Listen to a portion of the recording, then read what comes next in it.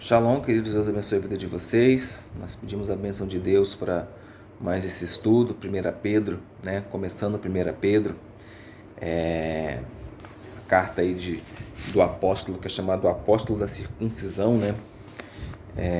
Que Jesus trocou ali seu nome, né? O nome de Pedro, na verdade, é Shimon, né? Shimon bar Yohanan, né? Ou seja, Simão, filho de João. Mas Jesus chama ele de Kefa, né? Pedra. E isso tem uma implicação ali quando Jesus diz que sobre essa pedra, né? Será fundamentada a igreja. Bom, a carta de Pedro, ela já inicia de automático, né, se dirigindo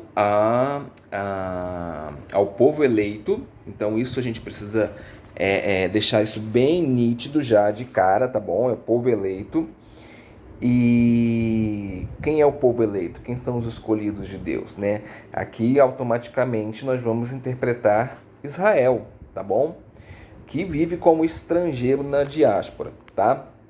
Então essa carta ela é escrita primariamente para os crentes judeus, tá? E também os prosélitos, aqueles que se converteram ali ao judaísmo no meio do caminho, tá bom? Mas o conteúdo da carta ele é semelhante à carta de Paulo, né? O conteúdo espiritual é o mesmo, tá? A salvação pela fé, tá? Isso a gente também tem que pontuar, tá? E outra coisa que a gente tem que pontuar também, que apesar da carta ser direcionada ao povo eleito, a Israel, aos israelitas que estavam fora de Jerusalém ali, ou fora das terras de Israel, que os gentios, os não-judeus, são contados também como Israel, né? Baseado ali em Romanos no capítulo 11, Efésios no capítulo 2. Tá? Então, aqueles que confiam em Jesus, no Messias judeu, né, se juntam aos crentes judeus, tá? E são contados com ele, tá bom? Então, aqui também podem ser incluídos os gentios que faziam parte da comunidade através do sangue de Jesus, tá? E como ele fala que vive como estrangeiro na diáspora, né? Ao usar essa frase aí, Pedro, assim, indiretamente, ele reconhece que Deus prometeu a terra a Israel e também ao povo judeu, tá? E que finalmente isso iria acontecer, e tem acontecido nos dias de hoje, tá bom? Existe uma bênção na Amidá, que é a 11ª bênção, né, que é uma bênção judaica, que fala exatamente isso: soe o grande shofar para a nossa liberdade, levante-se uma bandeira ou um milagre para juntar nossos exilados e nos reunir nos 4 cantos da terra. Bendito sejas tu, Adonai, que congrega os dispersos do seu povo de Israel. E dentre os destinatários da carta de Pedro, ele fala sobre Ponto, sobre Galácia, que são lugares que hoje fazem parte da atual Turquia. Tá bem? E aí no versículo 2, ele vai lhe falar sobre o Pai, sobre o Filho e sobre o Espírito Santo, tá? Então, Deus vai expressando aí os seus aspectos da sua unidade, né? Através aí de Deus Pai, do Espírito e de Jesus Cristo, né? O nosso Senhor. Então, aqui, nesse contexto, o Pai é quem elegeu, né, e quem exerceu ali o seu pré-conhecimento. É aquele que sabia daquilo que iria acontecer e já tinha tomado as decisões. Enquanto o Espírito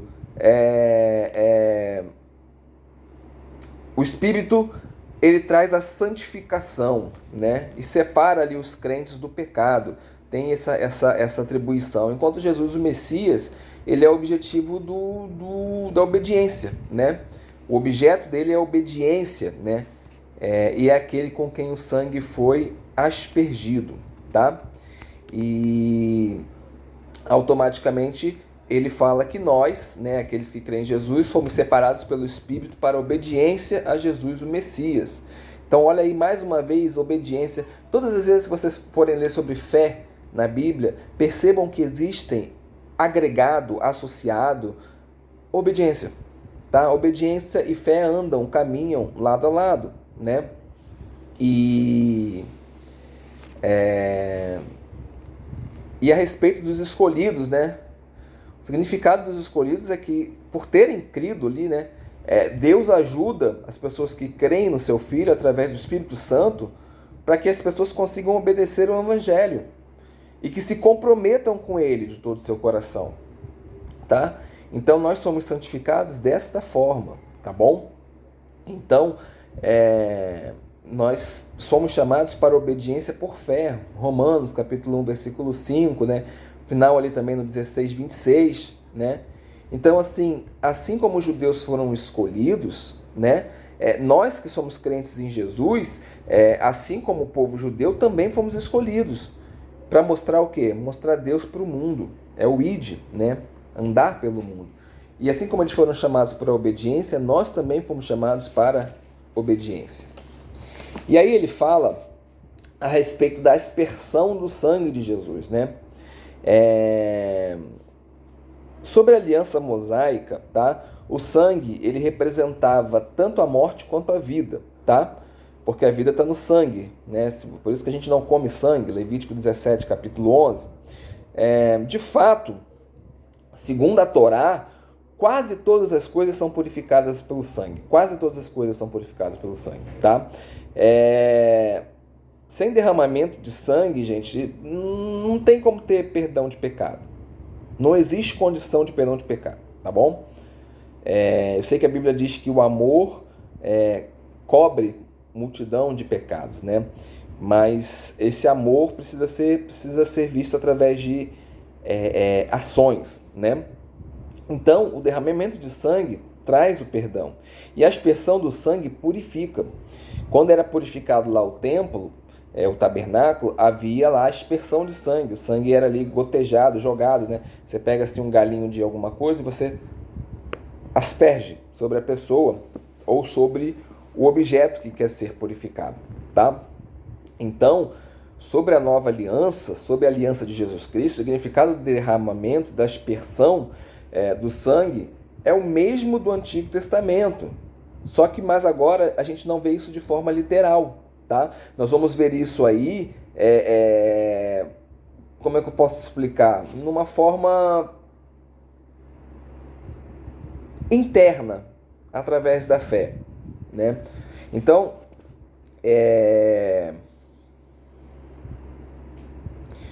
nossos corações, que muitas vezes se encontram em culpa, se encontram com a consciência culposa, né? Sempre que a gente fala de coração, a gente está falando de mente, né? Na verdade, está falando daqui, ó, da nossa cabeça, né? Então, os nossos corações, a nossa consciência culpada, hoje, através do sangue derramado na crucificação, nós podemos ter vida, nós podemos ser perdoados. Então, o sangue aspergido de Jesus traz vida e traz perdão. O sangue aspergido por Jesus na cruz não só perdoa pecados, mas também purifica. Te purifica, né? Te torna santo. É esse sangue que te torna santo. É claro que você tem que buscar a santidade. A santidade é uma busca que você tem que fazer. É você que tem que buscar. Mas o sangue de Jesus sobre você e o Espírito Santo te condicionam para essa missão, tá? E aí ele vai falar ali no versículo 3, versículo 4, bendito seja Deus, Pai de nosso Senhor Jesus, o Messias, né? Isso é uma forma litúrgica de proferir uma bênção, tá? Uma bênção, por exemplo, algumas das pessoas que já caminham com a gente já viram a gente abençoando, por exemplo, o pão. Baruch atah Adonai Eloheinu melech haolam, hamot lehem haaretz, b'shem Yeshua HaMashiach, amém. Né? Bendito seja Adonai, Rei do Universo, Criador dos céus e da terra, que tirou o fruto da terra no nome de Jesus, amém. Então, o judeu abençoa para tudo, gente. Tudo nós abençoamos o nosso Deus. Tudo, tudo. E aqui Pedro, ele vai usar essa fórmula para também sinalizar coisas que são louváveis a Deus, né? Então, quais são essas coisas aqui? Por exemplo, nascer outra vez para uma viva esperança, para uma herança que não pode deteriorar, se estragar, nem desaparecer gradualmente, mantida em segurança no céu para você, nascer outra vez para uma viva esperança, mantida em segurança no céu para vocês, né? E aí Romanos, lá no capítulo 6, versículo 4 até o 11, capítulo 8, versículo 9 até o 25, Paulo explica como essas coisas acontecem. Então, são muitas coisas para serem louvadas ao nosso Deus, tá? Muito bem. Aí o versículo 10 e o versículo 12, tá? Nós vamos avançando. Alguns teólogos sustentam que os profetas do Antigo Testamento falavam somente das próprias épocas, né? Que nem sempre compreendiam a implicação daquilo que diziam, as declarações daquilo que eles falavam em relação ao futuro, né? Então, assim, eles não tinham a noção, eles só tinham ali o conteúdo moral e nunca eram ali de valor ou intenção preditiva, de predizer alguma coisa, tá? Só que nós vemos Daniel. Daniel é um grande exemplo de algo que está sendo escrito para o futuro. Inclusive, Daniel não compreendeu, mas o selo foi fechado. E Deus falou, olha, o selo foi fechado. Fica fechado. Então, nós não podemos compreender os profetas única e exclusivamente como falando para o seu tempo. Os profetas falaram sobre coisas que viriam a acontecer, coisas que já aconteceram, coisas que estão acontecendo hoje e coisas que virão a acontecer. Então, nós precisamos ficar atentos a respeito dos cumprimentos dessas profecias, né? Por exemplo, quando Israel voltou para sua terra, né, a Bíblia diz, poderia uma nação ser formada num só dia, né? E o versículo 10, quando Pedro fala, os profetas que falaram a respeito dessa dádiva da libertação que havia de alcançar vocês, ponderaram e inquiriram diligentemente a respeito delas, né? Então, os profetas gostariam de ter participado daquilo que estava acontecendo na época ali de Pedro, na época ali de Paulo, né? E eu particularmente queria também estar ali, não para ver o meu Senhor sofrer, mas para ter ouvido Ele pessoalmente. Mas hoje eu não sou frustrado porque eu tenho uma Bíblia, que é a palavra e Jesus é a palavra. Então, tudo que eu preciso saber está aqui, Ele deixou para a gente, né? Bendito seja o nome do Senhor, tá? Então, o versículo 11, ele fala que o Espírito do Messias estava presente com os profetas, tá? Que Espírito é esse? O Espírito Santo. Então, aqueles que acham que o Espírito Santo só veio lá em Atos, no capítulo 2, estão completamente enganados. O Espírito Santo está sobre a terra há muito tempo. A graça de Deus está sobre a terra há muito tempo. Só que a graça de perdão de pecados, de uma vez por todas, através do sangue de Jesus, o sacrifício perfeito, acontece quando Jesus Cristo vem à terra. Mas misericórdia, gente. Quer dizer que Deus ter tirado o povo de Israel lá do Egito e ter aberto o Mar Vermelho não foi graça? Claro que foi. Mas a graça que perdoa pecado se completou com Jesus Cristo. Amém? Então, ele segue dizendo no versículo 13 ao versículo 16, portanto, preparem a sua mente para o trabalho, tá? Então, estar mentalmente preparado é para quê? Para oposição, é para possíveis distrações, é para possíveis tentações, é reveses inesperados. Então, nós precisamos estar com tudo pronto. A nossa mente precisa estar sempre nutrida pela palavra de Deus, nutrida através da oração, para que nós possamos estar preparados para a nossa mente trabalhar e vencer essas condições, tá? Tudo isso, nós temos que ter uma clara esperança de que nós estamos passando por isso hoje, mas nós temos uma recompensa no futuro, né? Não se deixem modelar pelos maus desejos do outro tempo, quando vocês eram ignorantes, assim Pedro diz, né? Ou seja, vocês eram ignorantes a respeito do Messias, a respeito da missão dele, ignorantes a respeito do sangue que devia ser derramado, né? E é necessário a gente obedecer aquilo que Pedro está nos dizendo aqui. Torna-nos santos em tudo o que nós vamos fazer. Procurar fazer tudo com santidade. O que é fazer tudo com santidade, Juliano? Fazer tudo com santidade é, antes de fazer algo, procure saber se aquilo irá ou não desonrar o seu Deus. Ah, Juliano, tudo bem, mas eu quero algo mais específico. Obedeça as leis de Deus. Porque as leis de Deus estão aí para te dizer o que é certo e o que é errado. Só servem para isso. Amém? E, aliás, servem para te tornar santo, porque se você obedece, você está buscando santidade, né? Claro. Bom, o Pai é aquele que julga imparcialmente segundo as ações de cada pessoa. Ou seja, não apenas por causa da fé. Você não será julgado somente pela sua fé, porque a fé sem obras em si mesmo está morta, né? Tiago 2,17. Então, a sua fé é o start, é a centelha. A fé é a centelha que vai gerar uma ação. Amém? É claro que existe a parte da fé também, que é do acreditar. Mas acreditar desobedecendo não é acreditar, gente. Tá? Bom, aí ele fala no versículo 18 a respeito dos estilos de vida inútil passado por vocês, por seus pais. Tá? Aqui não está se referindo simplesmente à idolatria pagã e também não à lei mosaica. Tá? Aqui está se referindo basicamente à perversão da Torá. A perversão, né?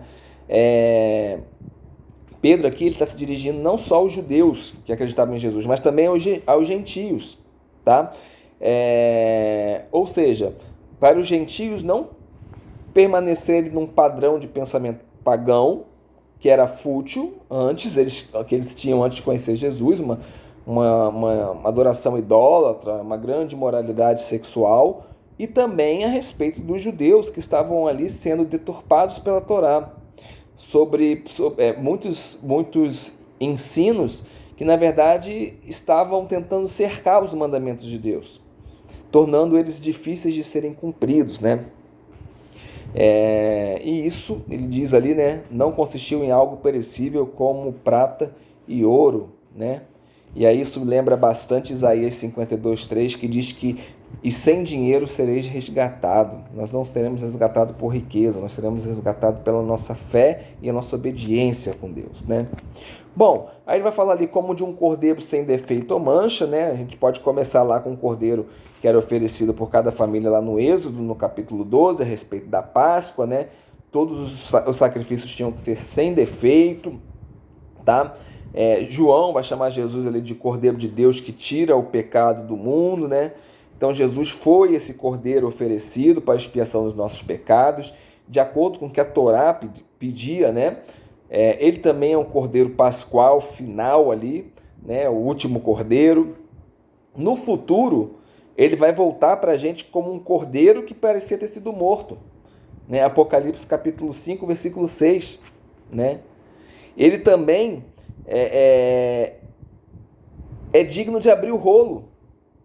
E ele vai ser ali, ele vai governar, né, como um leão da tribo de Judá, a raiz de Davi, né? Apocalipse também no capítulo 5. E nele o cordeiro e o leão estarão juntos. Isaías capítulo 11, versículo 6 e versículo 7, né? Então esse é o nosso leão, o leão da tribo de Judá, né? Bom, então o Messias, queridos, Pedro diz aí, era conhecido antes da fundação do universo, tá? Nós já ensinamos aí para vocês em algumas dessas paraxás que nós gravamos a respeito das 7 coisas que são pré-existentes antes do mundo, né? O templo, o propiciatório, né? O Messias, tá? Então existiam coisas antes da criação do mundo. E o Messias, ele era pré-existente, ou seja, ele existia antes da criação do mundo, tá? Então, ficam aí essa descrição de Pedro, tá? E para a gente finalizar, eu quero trazer para vocês há 3 formas cuja palavra pode ser eterna, né? Na nova aliança com Jesus Cristo através do sangue dele, tá? Então, essa aqui é uma teoria do século XX de um teólogo chamado Karl Barth, tá? A palavra eterna vem aos crentes da nova aliança de 3 formas. Primeira forma, Yeshua, o Messias, né? Ele foi gerado outra vez por meio da palavra de Deus que é viva e que dura para sempre, né? No princípio a palavra estava com Deus e a palavra era Deus, né? O verbo, né, era Deus. A segunda forma como a palavra pode vir a nós, as escrituras, né? As escrituras sagradas. A relva murcha, a flor cai, mas a palavra de Adonai dura para sempre. Para sempre, né? Isaías 40, versículos 6 e 8. Bom, outra forma que a palavra pode chegar nas nossas vidas é através da pregação do povo de Deus, tá? Além do mais, esta palavra é as boas novas que lhe foram anunciadas. Romanos 10, 17. Então, queridos, é isso, né? Que nós possamos aprender mais do Senhor, possamos obedecer mais ao Senhor e cuidar mais das coisas dele. Que Deus abençoe a sua vida. Shalom.